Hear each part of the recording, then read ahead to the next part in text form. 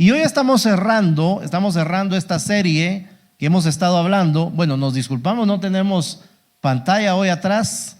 Parece que se desconectó algo por acá, entonces más tarde lo vamos a tener que reparar. Pero por el momento, hoy va a tener que usar su Biblia, va a tener que desempolvar la Biblia, sóplela así, sáquele el polvo, ¿verdad? Así que abra su Biblia o encienda su Biblia. Vamos a buscar el libro de Jueces. Por ahí vamos a estar en Jueces 6-7. Ahí vamos a basar esta enseñanza del día de hoy. Así que por favor, manténgase por ahí. Pero yo le decía, estamos cerrando la serie hoy de mayordomo fiel, prosperidad sin tristeza, ¿verdad? Y eso es lo que nos dice Proverbios 10:22. Dice que la bendición de Jehová es la que enriquece y no añade tristeza con ella. O sea, la verdad es que el Señor quiere también que nosotros podamos estar bien, pienso yo, acá en la tierra, ¿sí? Siempre hemos predicado acerca de que estaremos bien en el cielo, ¿verdad? Y cuando leemos Apocalipsis, leemos esa carta de esperanza. Yo quiero decirle que Apocalipsis es una carta de esperanza, ¿sí? No es una carta de terror, porque eso es lo que nos ha vendido Hollywood a nosotros, ¿no? Cuando dice el apocalipsis zombies, ¿verdad? Entonces salen todos los zombies a destruir toda la tierra, ¿verdad? El apocalipsis de no sé qué, y todo es destrucción en el apocalipsis, porque solo se fijan o solo se basan en la parte donde va a haber caos en la tierra, ¿sí?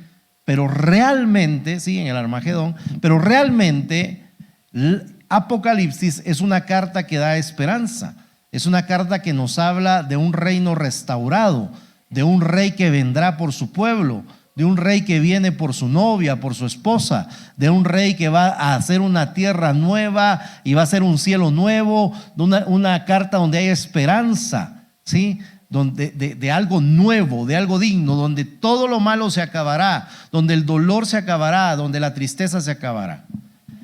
Entonces, ya ni me acuerdo por qué estoy diciendo esto, pero lo que quiero decirte es que hay una esperanza para todos. Entonces estamos hablando acerca de prosperidad sin tristeza, de que Dios nos quiere a nosotros bendecir, no solo, ya me acordé, no solo en la vida futura, en la restauración de todas las cosas, sino ahora también, en este mundo. Quiere que también estemos bien, que no precisamente para que nosotros solamente nos deleitemos a nosotros mismos, sino también podamos compartir las bendiciones con otras personas.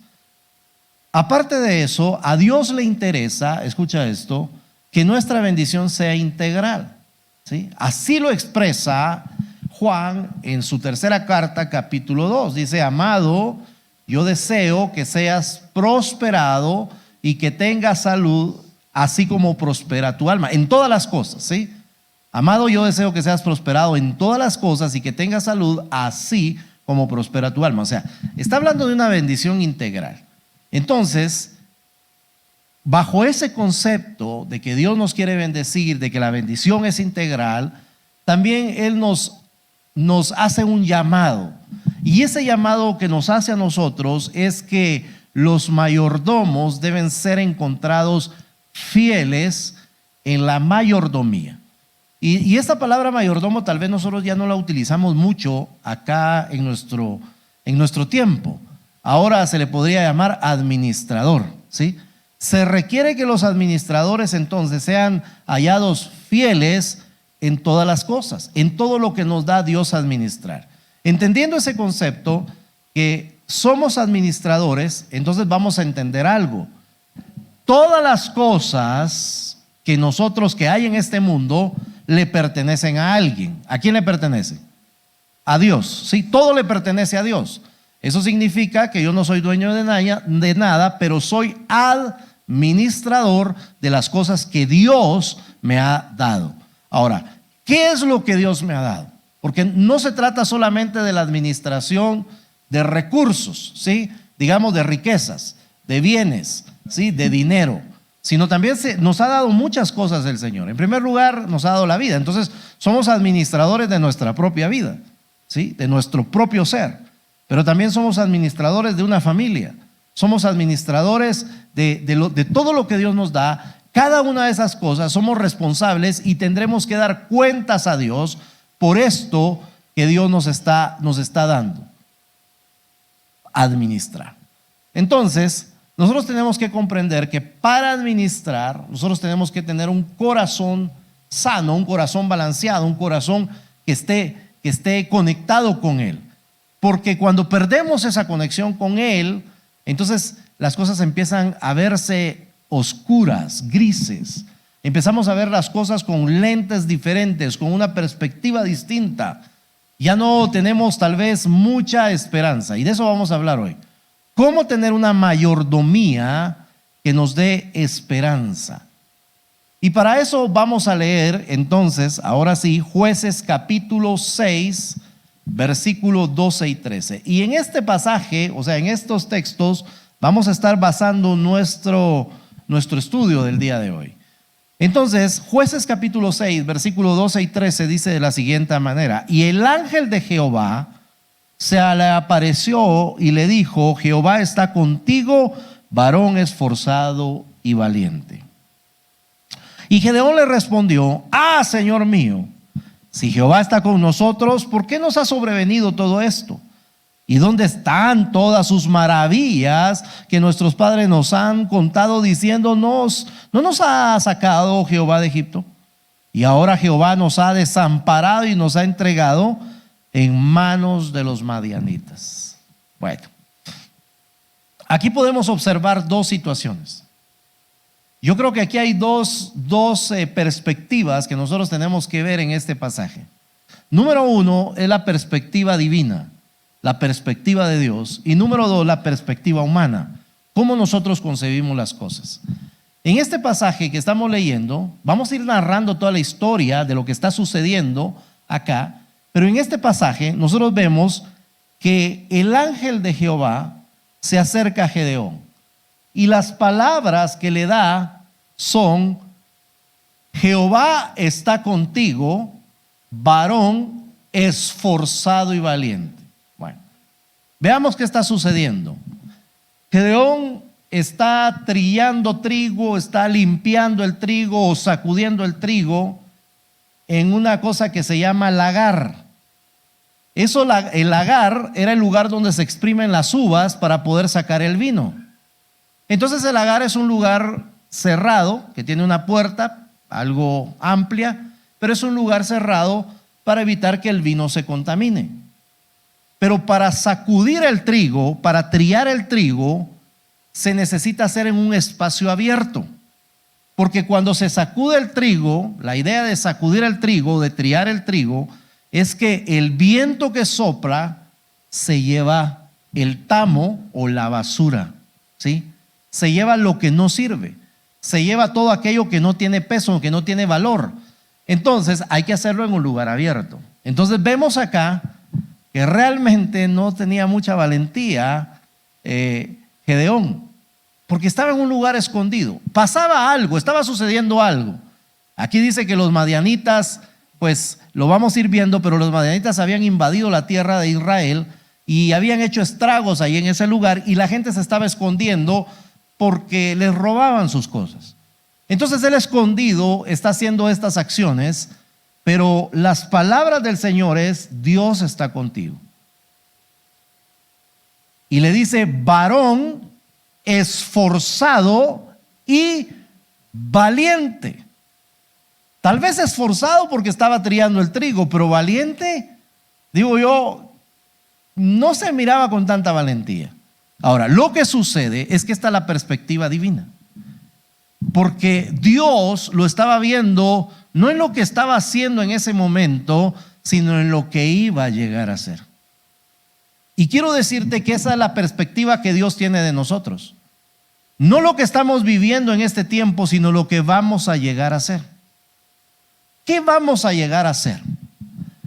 El Señor dice que en esta tierra nosotros somos peregrinos y extranjeros. O sea, esta tierra realmente solo es un lugar de paso para todos nosotros, porque nuestra ciudadanía, dice, no pertenece a este lugar, sino que nuestra ciudadanía está ¿dónde? En el cielo. Tenemos una ciudadanía celestial. Entonces, Él no nos está viendo con lo que estamos haciendo en este momento, sino Él nos está viendo como ciudadanos del cielo. Él no nos está viendo por las situaciones que estamos viviendo en este tiempo, sino nos está viendo en ese momento de triunfo, de gloria, cuando nosotros estemos con Él en ese lugar. Por esa razón, entonces, Él nos llama a nosotros con un nombre diferente. Él de repente nos empieza a llamar con un nombre distinto.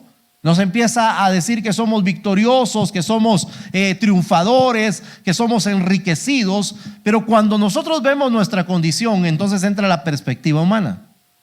Porque cuando yo veo mi condición de ahora, nos pasa a las de Gedeón. Gedeón dijo: Jehová está con nosotros, de verdad. Y si Jehová está con nosotros, ¿por qué nos está pasando esto?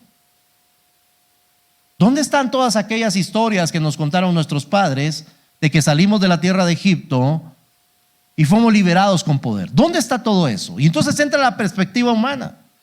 Porque cuando escuchamos la palabra de Dios o una promesa de parte del Señor y escuchamos: Dios está contigo, nosotros decimos: y si está conmigo, ¿por qué tengo tantos problemas en mi casa? ¿Por qué tengo tantos problemas económicos? ¿Por qué tengo tantas situaciones difíciles que me están atormentando? Porque lo estamos viendo desde nuestra perspectiva, lo estamos viendo desde nuestro contexto, lo estamos viendo desde nuestra situación, pero no la estamos viendo desde el punto de vista de Dios. Y esto pasaba con Gedeón. Gedeón solamente estaba viendo su hoy, su ahorita, su momento, lo que estaba sucediendo en ese instante, porque él no podía ver hacia el futuro. Y eso nos pasa a nosotros. No podemos ver hacia el futuro. El futuro es incierto para nosotros. Pero hay una palabra que el Señor le dice, y le dice, bueno, vamos a seguir leyendo acá, porque quiero hablarte de algunas razones que nos desaniman. Es que Dios le dice que Él es esforzado, Dios le dice que Él es valiente, Dios le dice que el Señor está con él, pero él no logra ver esa perspectiva. Así que te voy a dar algunas razones para que nosotros podamos cambiar nuestra perspectiva. Y la primera razón que te voy a dar es que a veces cuando nosotros vemos desde la perspectiva humana, eso nos causa desánimo. ¿Y qué es el desánimo? ¿Qué es el desánimo? Vamos a ver, ayúdeme usted. ¿Qué es el desánimo? ¿Ah? Estar de bajón, ¿sí? ¿Cómo? Falta de algo. ¿Qué es estar desanimado? Allá atrás, el deseo de no querer hacer nada, o la falta de deseo, ¿verdad? No querer hacer nada. Realmente cuando una persona está desanimada es todo lo que ustedes dijeron. Está de bajón, no quiere hacer nada, le falta algo, le falta motivación. Algo está sucediendo. Ahora, ¿por qué viene el desánimo a nuestra vida? Yo sé que hay muchas causas. Vamos a estudiar dos acá que nos dice la Escritura en lo que vamos a leer. Pero, ¿por qué viene el desánimo a nuestra vida? ¿Por qué cree usted que puede venir un desánimo a nuestra vida? Frustraciones, problemas, enfermedades, muerte. Viene frustración por eso. Todo eso nos puede causar un desánimo. Pero no solamente eso. Veamos lo que está sucediendo con Gedeón. ¿Por qué el pueblo de Israel en ese momento estaba con un desánimo, con una tristeza, con una soledad, con un problema? Estaba con una situación difícil. Veamos qué dice la Escritura y seguimos leyendo en Jueces 6. Vamos a leer el verso 4 al verso 6. Y dice: y acampando contra ellos destruían los frutos de la tierra hasta llegar a Gaza. Mire lo que estaba sucediendo. Está hablando de Israel y está hablando de la tribu de Madián. Dice, la tribu de Madián entonces acampaba contra la tribu de Israel y destruía los frutos de la tierra hasta llegar a Gaza, o sea, por toda la tierra. Y no dejaban que comer en Israel, ni ovejas, ni bueyes, ni asnos, porque subían ellos y sus ganados y venían con sus tiendas en gran multitud como langostas. Ellos y sus camellos eran innumerables, y así venían a la tierra para devastarla. De este modo empobrecía a Israel en gran manera por causa de Madián.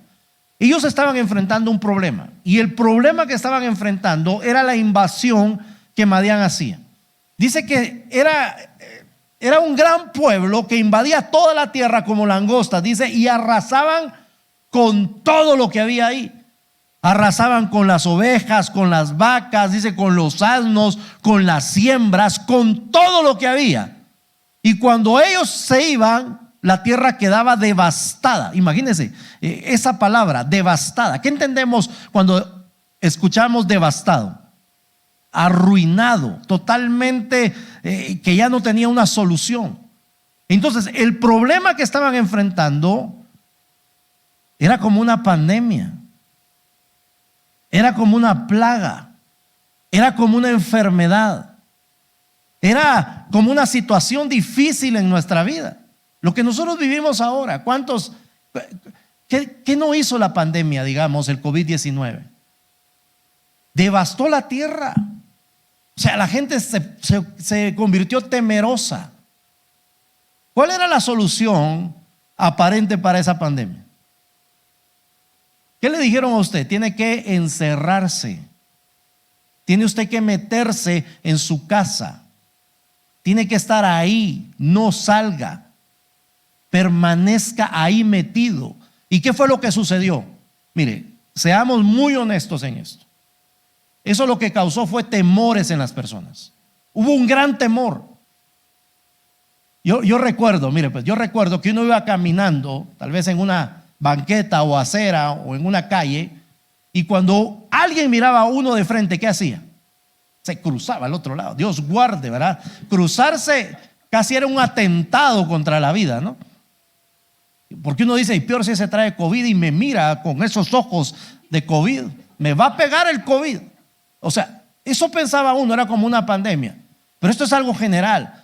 Pero digamos, esto era como una plaga, pero hay plagas a veces que atacan a nuestras vidas y a nuestras familias y causan esos temores, causan esos problemas, causan esas debilidades, causan esas tristezas. Y se lo voy a poner de esta manera. Por ejemplo, una persona que vive en adulterio, ¿acaso eso no destruye una familia? ¿Acaso eso no llena de temor a los hijos? ¿Acaso eso no llena de temor a la familia y hace estragos? Son situaciones que se viven y que causan esos dolores y que no permiten entonces que nosotros podamos tener esa confianza en Dios. Ahora, veamos esta causa que desanima. Veamos cuál es la raíz de este desánimo. Y por lo menos en esta historia son dos raíces. La primera, que lo encontramos en el versículo 1 y 2 de Jueces, dice: y los hijos de Israel hicieron lo malo ante los ojos de Jehová. Póngale atención a esta parte, por favor. Porque hicieron lo malo ante ¿quién? Los ojos de Jehová. Ahora, bueno, voy a terminar la lectura y luego le explico. Y Jehová los entregó en manos de Madián por 7 años. Y la mano de Madián prevaleció contra Israel, y los hijos de Israel, por causa de los madianitas, se hicieron, ¿qué dice que se hicieron? Cuevas en los montes y cavernas en los lugares fortificados. ¿No le parece eso muy parecido a lo que vivimos? Que nosotros no nos hicimos cuevas, ¿verdad? Pero casi nuestra casa se convirtió en una cueva. Yo sentía que era como una prisión a veces la casa, de verdad, porque uno no podía salir. Bueno, no sé cómo se vivió en otros países, pero por lo menos aquí en Guatemala nos pusieron restricciones. Hubo un tiempo que no pudimos salir, creo que por 3 días. Prohibidísimo salir de casa. Y yo dije, wow, estamos presos en nuestras propias casas. No podemos salir. Y restricción, no puede trasladarse a otro departamento. Y entonces usted iba y habían puestos de registro policiales por todos lados para ver si usted era de ese departamento, y si no, lo mandaban de regreso. Entonces había muchas restricciones, encuevados en nuestras propias casas, ¿Pero por qué? Dice acá, ojo a esto, los hijos de Israel hicieron lo malo ante los ojos de Jehová. Porque a veces nosotros pensamos que hacemos cosas buenas ante los ojos de las personas. No, hombre, ¿cómo voy a quedar yo mal con mis amigos, verdad? ¿Cómo voy a quedar mal yo con mis compañeros? ¿Cómo voy a quedar yo mal con los vecinos, verdad? ¿Cómo voy a quedar yo mal con la sociedad? Y ese es el problema que a veces nosotros enfrentamos. El querer quedar bien con todos menos con Dios. Échate un trago, hombre, si nadie te va a ver, de todas maneras, uno no es ninguno, dice, ¿verdad? Échate otro, hombre, no importa. Y por quedar bien con este grupo, quedamos mal ante los ojos de Jehová. Nadie te ve, nadie te escucha, nadie observa lo que ves en la computadora, lo que ves en tu celular, nadie lo mira, es solo tuyo, es propio. Además le tenés clave, nadie va a poder entrar. Nadie te lo va a poder registrar, pero quedas bien con este grupo, pero quedas mal ante los ojos de Jehová. Ahora, el problema de quedar mal ante los ojos de Jehová es que eso trae una consecuencia.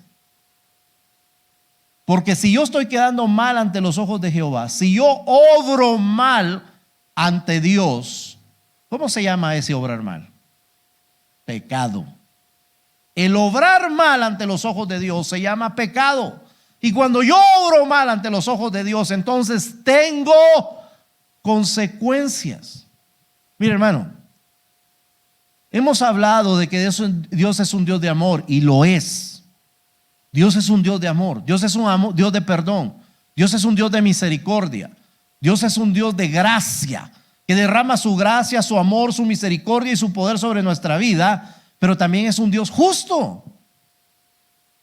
Y la justicia de Dios implica que si pecamos ante Él, va a haber una consecuencia.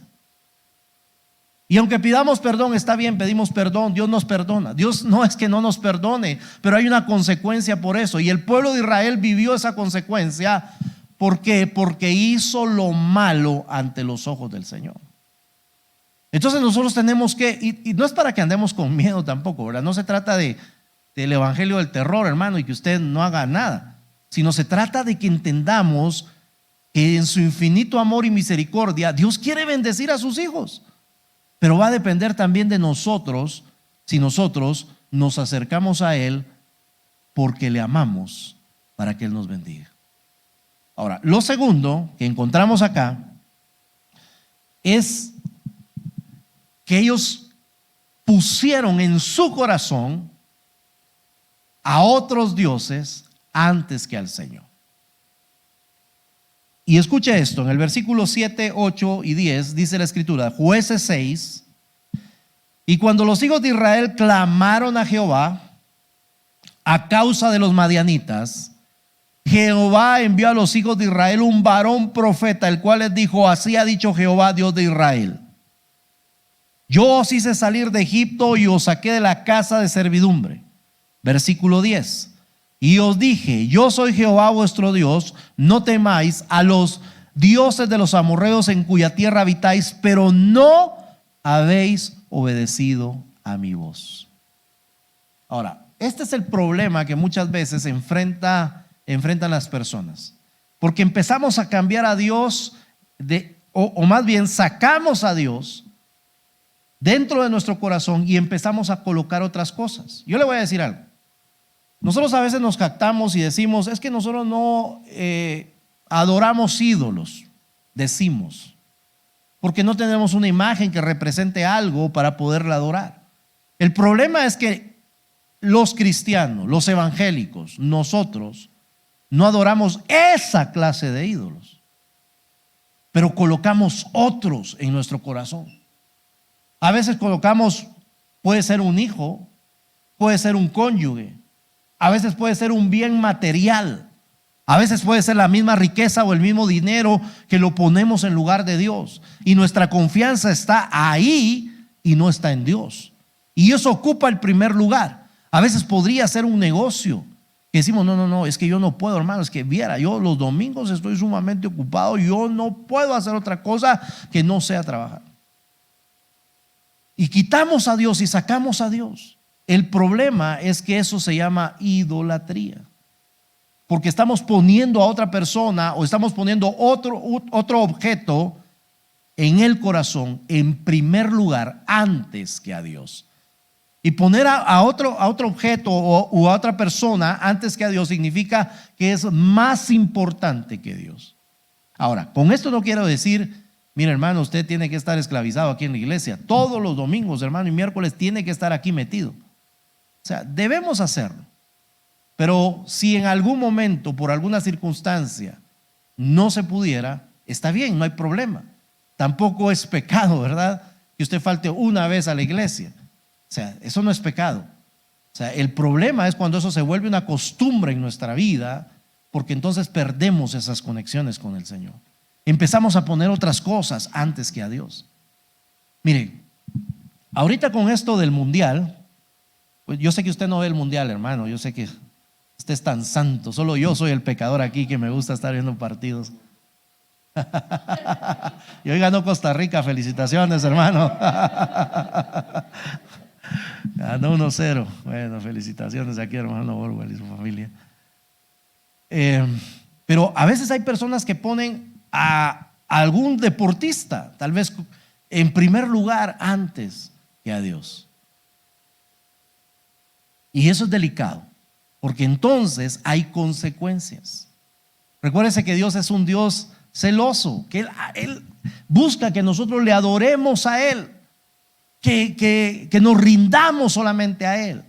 Ahora, lo que estaba pasando con el pueblo de Israel era que no solo hacían las cosas malas, sino todavía habían sacado a Dios y se habían construido imágenes de Baal para adorarlo, para poderlo adorar, para poder tener a alguien a quien rendirse, a quien atribuirle sus éxitos, sus logros o sus situaciones en la vida. Ahora, estas situaciones traen esa consecuencia. En Israel la consecuencia fue que los madianitas los invadieron y arrasaban todo en la tierra. Entonces eso los tenía entristecidos, eso los tenía frustrados, eso los tenía desanimados, eso los tenía sin deseo de hacer algo, eso los tenía fuera totalmente de la voluntad que Dios tenía para ellos, o sea, del propósito que Dios tenía para ellos. Y eso nos puede suceder a nosotros cuando nosotros empezamos a apartar la vista del Señor o empezamos a hacer cosas que no debemos hacer y que Dios las considera un pecado. Y entonces empiezan a venir consecuencias. Y nos frustramos y nos entristecemos y lloramos y gritamos, nos enfermamos, etcétera. Suceden muchas cosas. Pero nosotros tenemos que cobrar ánimo. Y vamos a ver cómo es que Gedeón recobra ese ánimo. En el versículo 14, ya recuérdense que leímos el 12 y el 13. En el versículo 14 dice la escritura: y mirándole Jehová, le dijo: ve con esta tu fuerza y salvarás a Israel de la mano de los madianitas. ¿No te envío yo? Mire, él recibe esa palabra del Señor. Y esto es importante y esto me gusta a mí, porque él recibe esta palabra del Señor. Como muchos de nosotros hemos recibido una palabra de Dios. Quiero hacer una pregunta y usted, si quiere, me contesta, y si no, no tenga pena, no se preocupe. Pero la pregunta que quiero hacer es: ¿cuántos han recibido una promesa de parte de Dios? Yo creo que la mayoría, y me atrevo a decir hasta todos, hemos recibido una promesa de parte de Dios. Una promesa de paz, una promesa de tranquilidad, una promesa de prosperidad, una promesa de salud, una promesa de integridad. Alguna promesa hemos recibido de parte del Señor. Ahora, nosotros muchas veces actuamos como actuó Gedeón, ¿sí? Porque, ¿qué sucedió con Gedeón? Gedeón no estaba muy seguro. Él dijo: bueno, está bien, me voy a levantar y vamos a ver qué pasa, qué sucede, ¿verdad? Pero antes de eso, Señor, quiero ponerte un par de pruebas, ¿verdad? Porque el problema es que nosotros queremos probar al Señor siempre. Y Dios nos da respuesta, pero no nos convence muchas veces la respuesta que Dios nos da. Y eso sucedió con Gedeón. Gedeón le dijo, bueno, Señor, mira, ¿sabes qué? Vamos a hacer algo. Aquí tengo yo esta tierra y voy a poner este paño acá. Y te voy a pedir que si realmente eres tú el que me está enviando, que el rocío de la noche caiga solo sobre el paño. Y toda la demás tierra que está alrededor quede seca. ¿Y qué cree usted que pasó? ¿Qué pidió? Cayó el rocío, la tierra quedó seca y él agarra el paño, lo exprime y dice que sacó una taza de agua. Y dijo, ¿no será que alguien vino de noche a echarle agua? Y entonces dijo, lo vamos a hacer al revés. Señor, entonces mejor que toda la tierra quede llena de agua y solo el paño quede seco. ¿Y qué cree usted que pasó? Exacto. Queda la tierra mojada y el paño queda seco. Entonces él entiende. Y entonces empieza a hacer una convocatoria. Bueno, ahí suceden varias cosas, pero voy a resumir. Él hace una convocatoria al pueblo de Israel, a las tribus que están cerca, para ir a pelear. Para ir a pelear. Y llevaba un ejército. Mire el ejército que llevaba. De 32,000 personas. Era una cantidad de gente enorme. Ni me imagino yo 32,000 personas juntas. Contra un ejército poderoso. Pero mire lo que hace Dios. Dios es impresionante. Porque entonces Dios le da órdenes. Y le dicen, ¿sabes qué va a pasar? Que si ustedes logran derrotar a ese ejército, van a empezar a decir, no fue por la mano de Jehová, fue por nuestra mano que nosotros lo logramos. Y entonces le dice, ¿sabes qué? Párate delante del pueblo y dile, todo aquel que tenga miedo, que se regrese. ¿Y sabe cuántos se regresaron?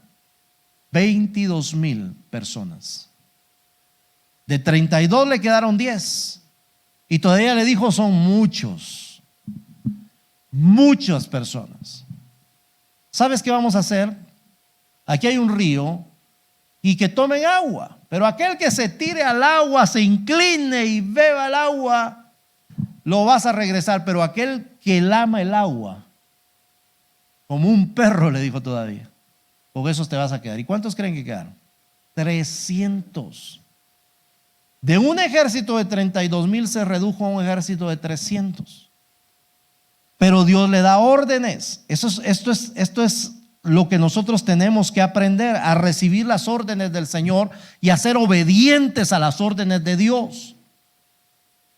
Le voy a decir algo, hermano, con mucho respeto. Muchas veces nosotros mismos nos metemos en problemas porque no queremos oír la voz de Dios.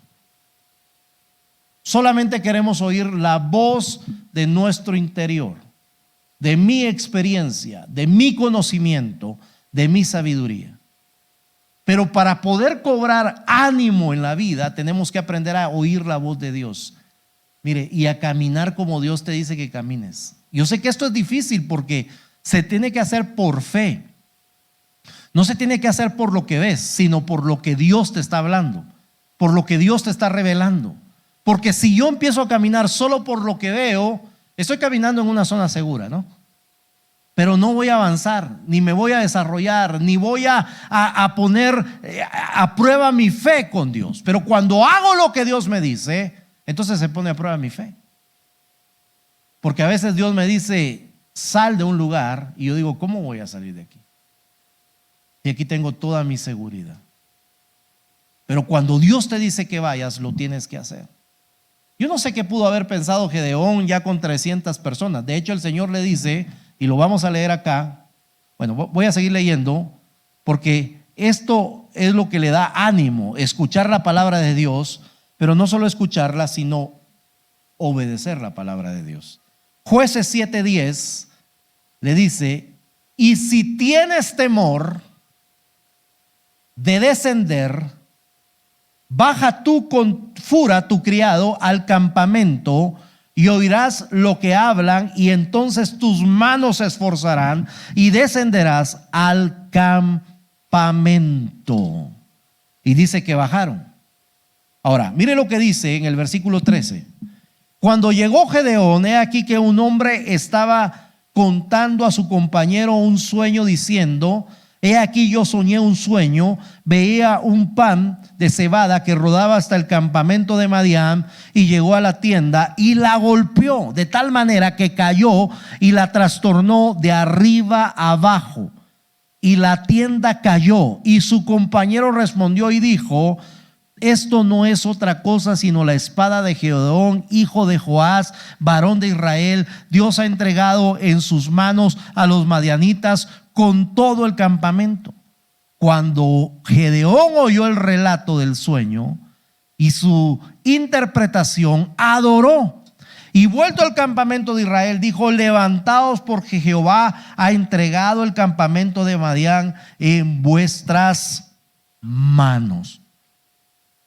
Mire qué tremendo, porque él obedece a la voz de Dios, porque al final se queda con 300, pero no solo obedece a la voz de Dios, sino también emprende marcha en el nombre de Dios. Y lo que nosotros tenemos que aprender es a obedecer la voz de Dios, pero también a levantarnos en el nombre de Dios, a emprender en el nombre del Señor, a tener fe y hacer las cosas que Dios está diciendo. Ahora, lo que va a hacer Dios es que te va a llenar de palabra para que empieces a cobrar ánimo y empieces a rechazar el temor que pueda venir en nuestra vida. Yo le decía algo la semana pasada, y lo que yo decía es que la valentía no es ausencia de temor, sino que la valentía es emprender a pesar del temor. Que uno se levanta en el nombre del Señor. Yo me pongo a pensar en Gedeón. ¿Cómo fue que venció Gedeón a estos hombres? El Señor le dijo: bueno, lleva trompetas, lleva cántaros y lleva una antorcha dentro de los cántaros.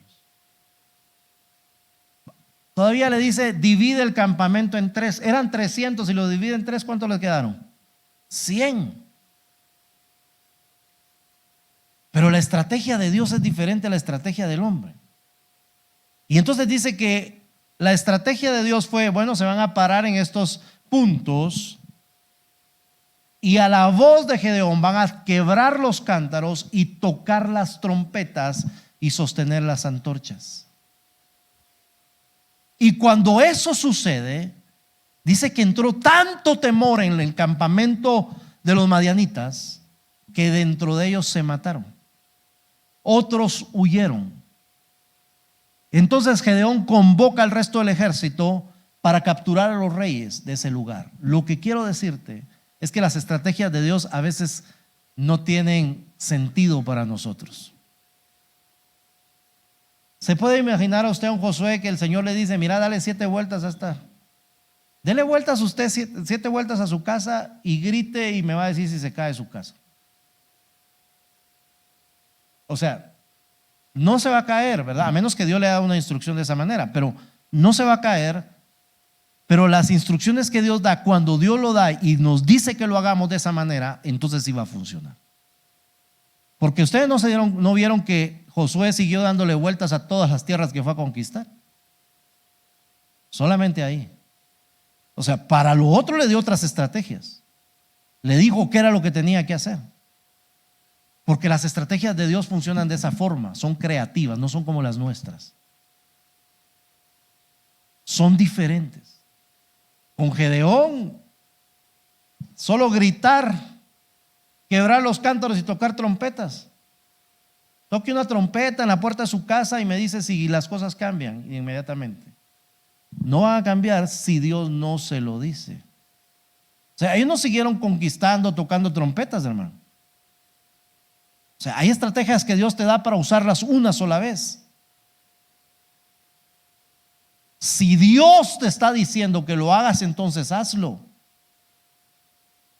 Si Dios te dice tienes que hacer esto, hazlo. Pero si no, tranquilo, espera la voz de Dios. No te anticipes.